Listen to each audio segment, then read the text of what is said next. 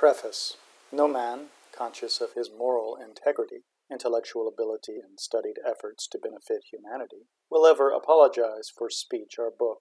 Hence, I make no apology for publishing the following. The vaccination practice, pushed to the front on all occasions by the medical profession, and through political connivance made compulsory by the state, has not only become the chief menace and gravest danger to the health of the rising generation, but likewise the crowning outrage upon the personal liberty of the American citizen. The immediate occasion which induced me to take up the pen against this great medical evil of the times was the closing of the public schools in San Diego, California, February 1899, against all children who failed to show a certificate of vaccination. Emerging from that heated contest with my feelings and convictions roused to their highest tension, these pages were thrown off at welding heat, and if they are pervaded with sarcasm and irony as well as sterling fact and solid argument, they will serve all the better for popular appeal to the masses, who need rousing to a realizing sense of the unmitigated scourge that lurks on the point of the vaccinator's lancet.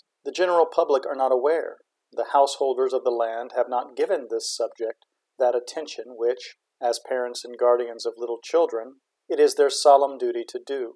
I send forth this book to open their eyes, to rouse their conscience, and to discover to them a cruel and insidious enemy, where they have been cajoled into the belief they have a friend. For the last 30 years, I have made a practical study of the workings of vaccination in the various countries of the globe.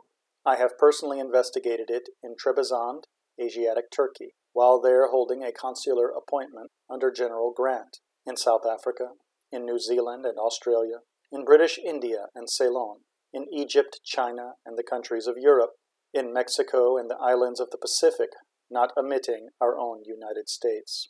I have for many years been familiar with the heroic struggle of reformers in England for the repeal of the compulsory enforcement of vaccination, for resistance to which thousands among the laboring poor have been fined and imprisoned. In all hot countries, the principal mode is from arm-to-arm vaccination, on account of the unruly, uncertain behavior of the ordinary putrid calf pus.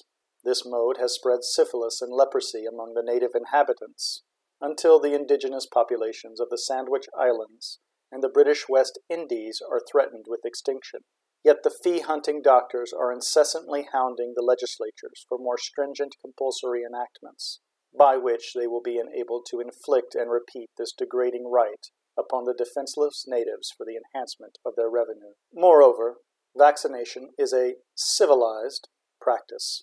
English, French, German, and American physicians, by means of compulsory vaccination laws, which they have lobbied through the various governments and legislatures, have the masses of the people, and especially the native populations of the countries which their respective governments rule, at their mercy. The native Hindu and the tropical islanders know full well the calamitous results of arm-to-arm vaccination, but are powerless to protect themselves. In the United States and Great Britain, the evil assumes other and equally portentous forms, which are fully set forth in the following chapters. Compulsory vaccination, poisoning the crimson currents of the human system with brute extracted lymph, under the strange infatuation that it would prevent smallpox, was one of the darkest blots that disfigured the last century.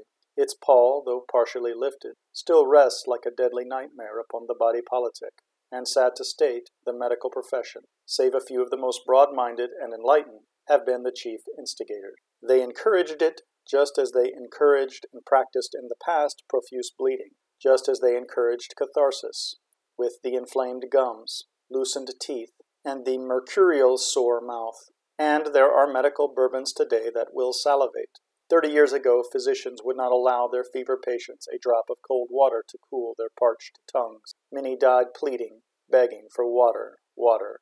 The majority of doctors are behind the times. They may have diplomas, but they are laggards. They are not students.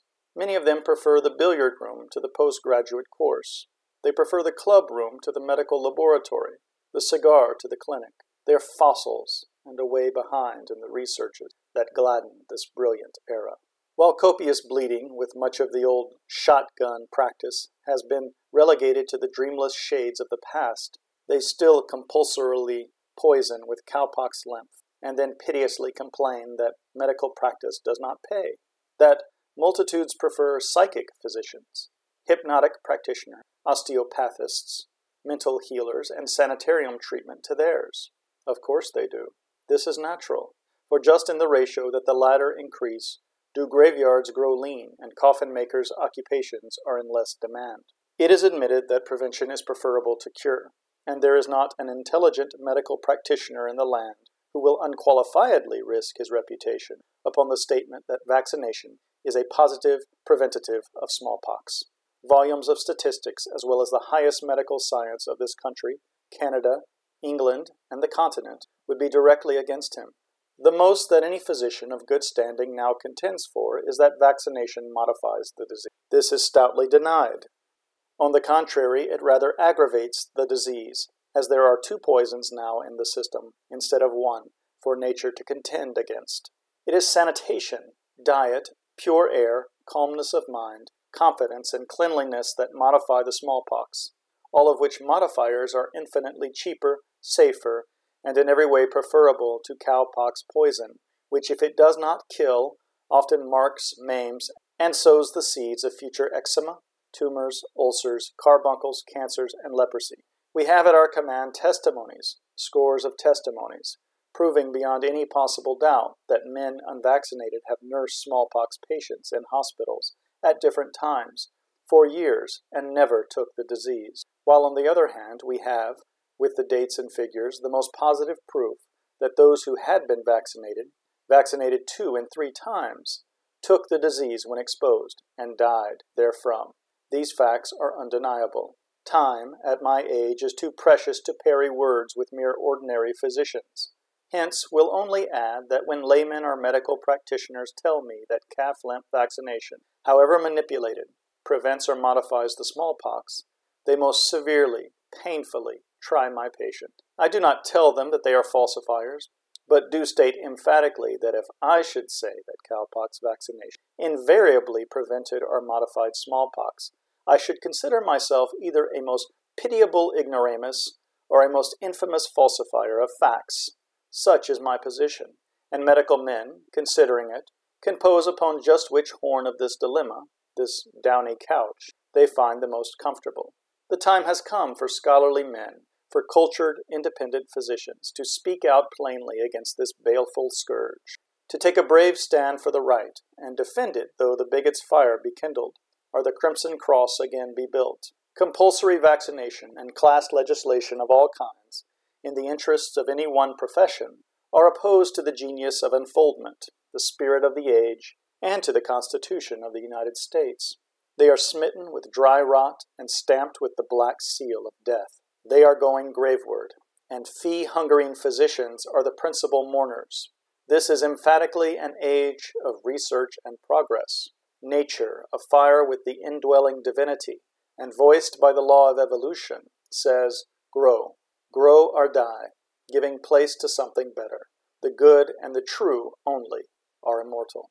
Previous to the Reformation, the state stood behind the priest and enforced his edicts, from whence thousands of victims fell before the steel and the flame of a merciless persecution.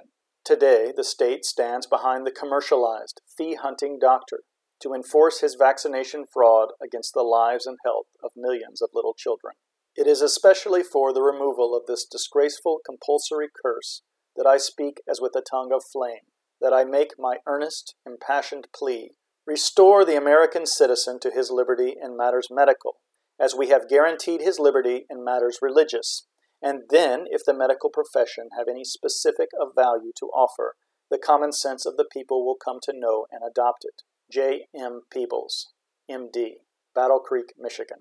Our quotations from distinguished American physicians and laymen: Dr. Alexander Wilder, Dr. Levison, Dr. Foote, Dr. Winterburn, Dr. E. M. Ripley, Dr. T. V. Gifford, Frank D. Blue, Esquire, the Honorable A. B. Gaston, W. H. Burr, Esquire, Washington, D.C., the Reverend I. L. Peebles, Methodist Episcopal Conference, Mississippi, and others, from such English authorities as William Tebb, F.R.G.S., W. Scott Tebb, M.A., M.D., Cantab, D.P.H., Dr. Alfred R. Wallace, Dr. Creighton, Dr. Cruikshank, Dr. Ross, Dr. Hitchman, Dr. Sir J.W. Peace, Dr. William Rowley, FRCP, John Pickering, FRGS, ESS, FSA, etc. Dr. T. McKenzie, FRCP, from members of the Parliamentary Commission and the brainiest men of Europe, are not only copious but convincing to demonstration. The statistics in this volume, gathered from official reports and tabulated with the greatest care, are strictly, positively reliable. The whole trend of the higher thought and study is against vaccination. To this end, the learned Reverend I. L. Peebles of the Mississippi M.E. Conference says, page 28, in his crisp and stirring booklet entitled Opposition to Vaccination, "If I had ever suggested to a legislator to enact a law enforcing vaccination, I should repent of it as long as I lived, either for being so cruel or so ignorant. Physicians and legislators who are parties to this filthy, poisonous butchery, and who practice it without having studied it most thoroughly and prayed over it most earnestly, should be ashamed of themselves. Let us remember that it is cruel enough to maim, scar, or butcher a person when he wants us to, but how much more cruel to butcher him by force."